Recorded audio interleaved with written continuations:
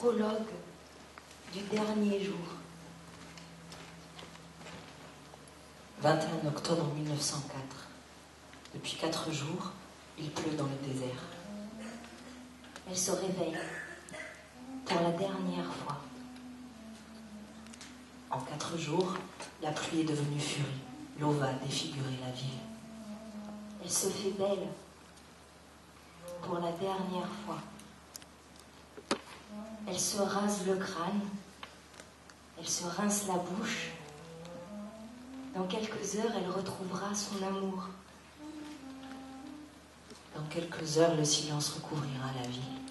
Elle l'enlacera sous ce toit où cogne la pluie, et comme un flot, elle lui racontera tout son reportage dans le désert, sa retraite soufie, son... Chut.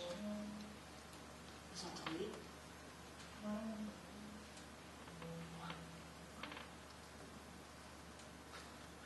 Un torrent de boue jaillit du Djebel, s'abat sur la ville, charrie tout sur son passage.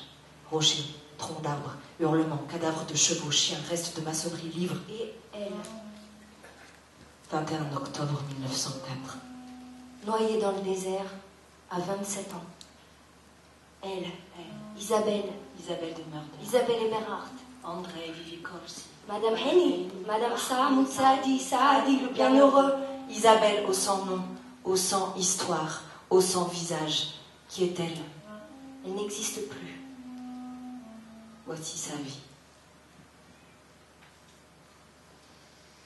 Vous venez d'entendre le prologue d'Isabelle sans visage, d'Aurélie Namur, qui le lisait également, donc qui est l'auteur et qui est comédienne dans ce spectacle. Elle était aujourd'hui exceptionnellement accompagnée de Perrine Fèvre pour la nouvelle création de la compagnie Les Nuits Claires, que nous avions accueillie déjà l'an dernier ici au théâtre, avec cette épopée que vient d'écrire Aurélie, l'histoire de cette aventurière Isabelle Eberhardt,